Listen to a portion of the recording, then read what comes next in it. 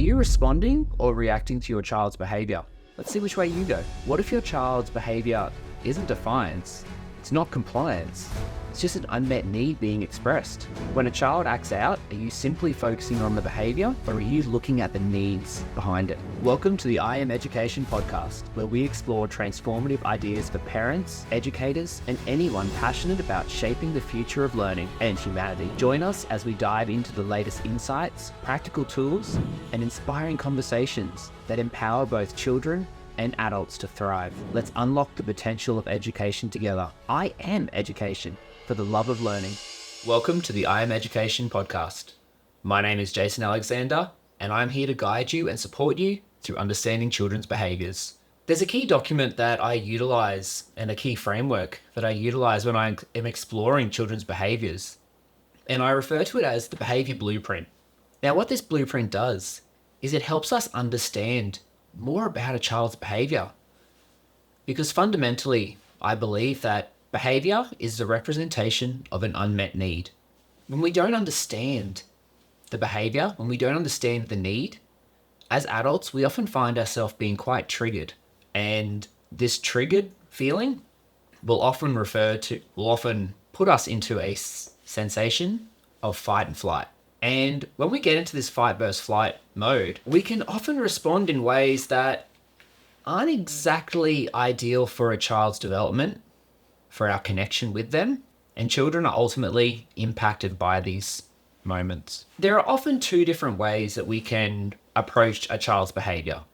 We can react to a behavior. This is typically when that fight versus flight response is active. We find when we react to behaviors, we're driven by an emotional response. We're not giving ourselves the chance to really consider what is happening. There are two different processes that we can utilize when we are approaching a child's behavior. The first one is reacting to a child's behavior. This is often when we are being triggered by that fight versus flight mode, and our reactions, they're emotional. We are reacting in a way that is an automatic process.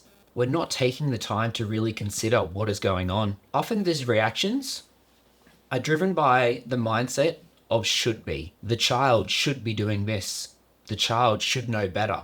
It's led by control. So when we react to a child's behavior, we're trying to control that behavior. And then the other process is responding to behaviors. This is where we take that time to logically consider all the possibilities. It's a logical response. It's driven by the mindset of could be. It could be this. It could be that. The child may be screaming because they are tired. See how that differs to a child maybe screaming? They should know better. So when we respond to behaviors, we are led by curiosity. We want to know more. We want to be able to support the child, not necessarily control the child. So let's look at the unmet need of a child being defiant. What are these unmet needs that a child could be having? Do they feel like there is a lack of control in their life? Do they feel they're not being given the autonomy? Does a child simply want to connect with you more? These behaviors also go on the other side of the coin as well. If you look at the behavior of a child being super compliant, there's unmet needs being shown here as well. It could be a child expressing a need for connection. Or if I listen, if I do everything that I'm meant to do, my parents will connect with me more and I'll feel really good. A child may be experiencing the unmet need of a sense of order. The exact same way the child is expressing defiance because of a lack of order, a lack of control, a child can also respond in a way that is super compliant. But without embracing curiosity, without diving into how we can respond to behaviors, we have no idea. If we refer to should be's, we're never allowing a child to really approach those unmet needs in a way that is going to support them. Let's take on the situation of a child being shy with family. Many of us have probably already seen it. So if we want to react to this child, Uncle Jim said goodbye to you. You need to go say goodbye. No. Child shies away. As the adult, if we're reacting, we will escalate this situation. That's it. If you don't go and say goodbye, there is no TV for a month. The really cool thing when we react to things is often we link two things together that don't actually correspond. Don't say goodbye, no TV. Does that work? don't say goodbye, no dessert for a week. When we react, it's that emotional response, which isn't exactly always the most level-headed. The child that is being shy with family, you should be saying goodbye. Don't be rude. Many of us have probably heard this. Hey, many of us have probably been in this situation as well. But all we're doing in this process is trying to control the child's behavior. We're not allowing them autonomy. We're not allowing them the opportunity to get those unmet needs met. So that's reacting to the behavior. Now, if we respond to the behavior, all right, let's go into this with curiosity. It's logical. Okay, why does the child not want to say goodbye to a family member? Could the child be tired? Could the child have had their social cup completely filled and it's overfilling and they need to remove themselves from the situation so that way they can get emotionally regulated again before they come back into the situation?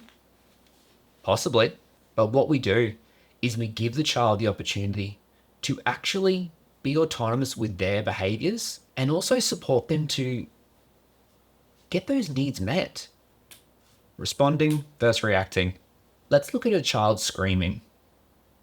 Random child, random screaming. That's all you see. How often are you triggered by that? Happens in supermarkets all the time. And often, as the adults, we may react to their behavior. Oh, I wish they would just control their child. The child should know better. The adult should be taking control of the situation. Should. Reacting. Or responding to the situation. I wonder what could be wrong. If we start to piece it together, there is a half-eaten apple on the floor. Child is pointing at the apple. Could that child have dropped their food and now they're really upset because they wanted to eat that food? This is where responding comes in. You don't get triggered when you respond because you're able to take a step back and think logically. The child that is just screaming, let's say they are screaming because of the apple. As an adult in the situation, we can come over. Hi, do you need a hug? Do you need this? Do you need that? Do you need this? Meanwhile, the child is still screaming. The more we know, the more we can support. And the only way for us to know more is to get curious, ask questions, and be led by could be.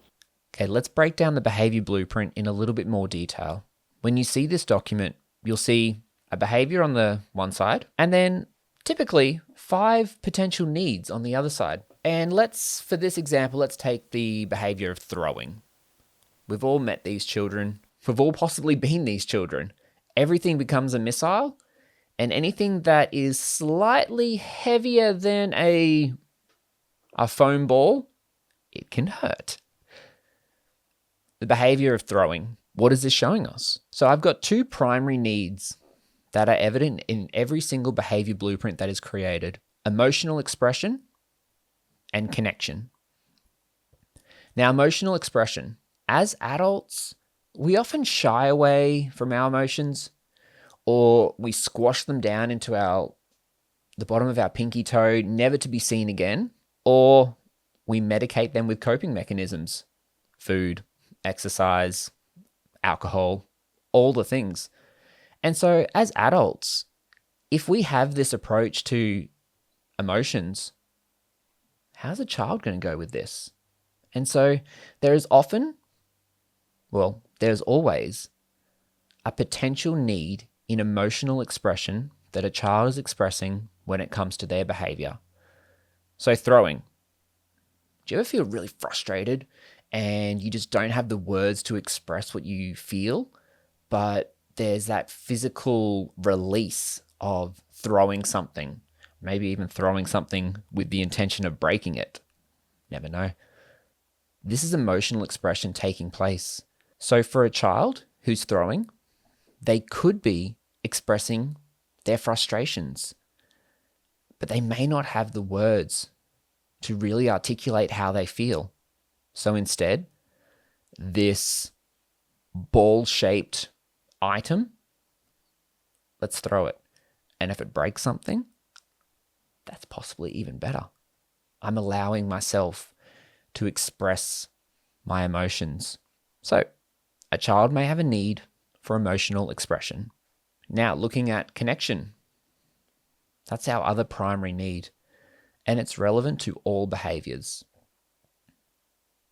As adults, we often, we connect with children on a regular basis.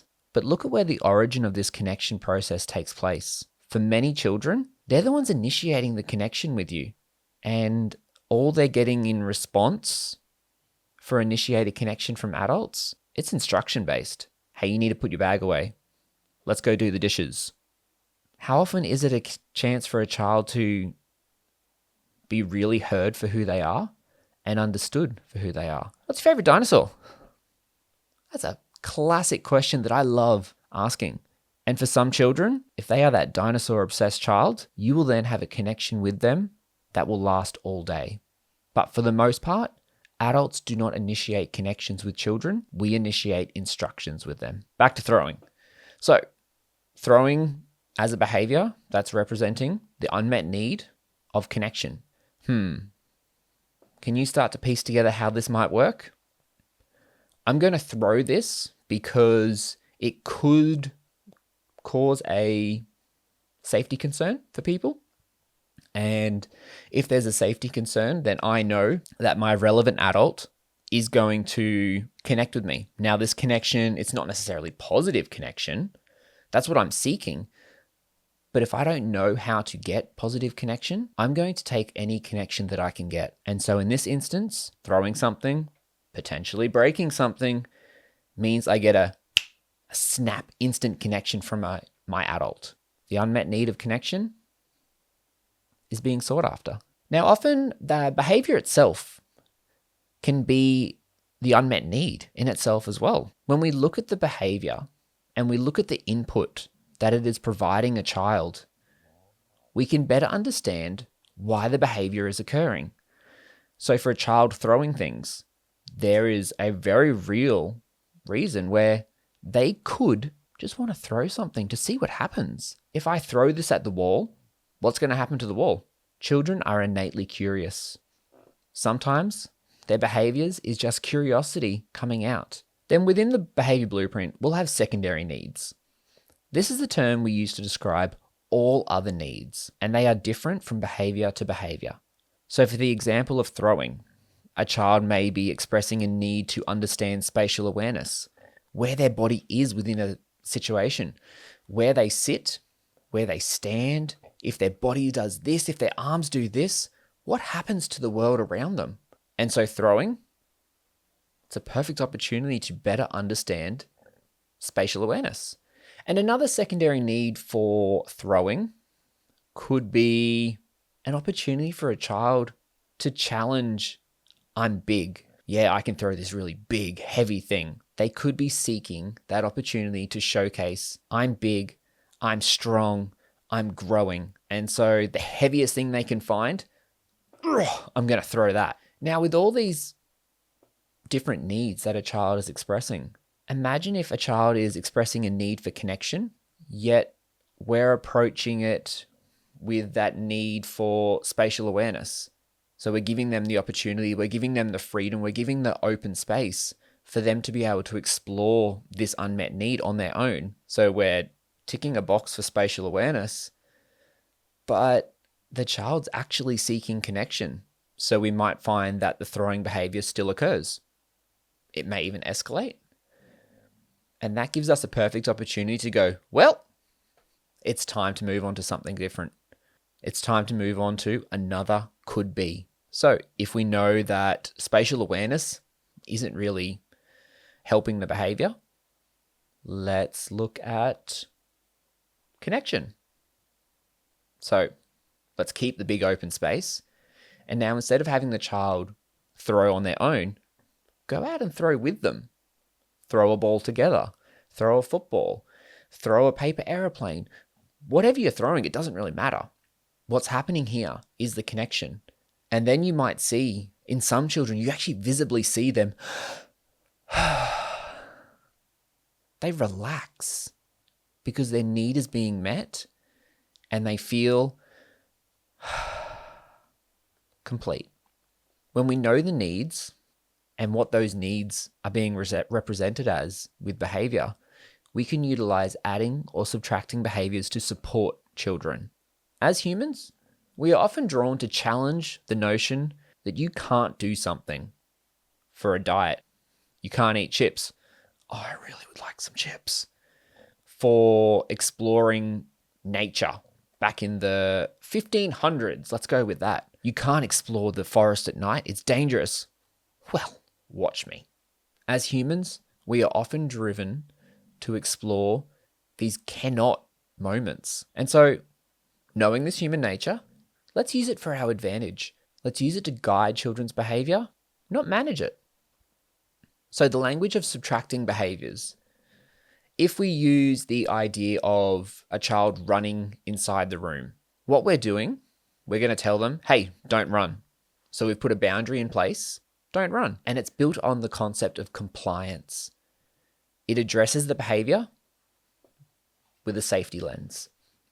Now, if we look at adding behaviors, the language of adding behaviors, they're boundaries built on love.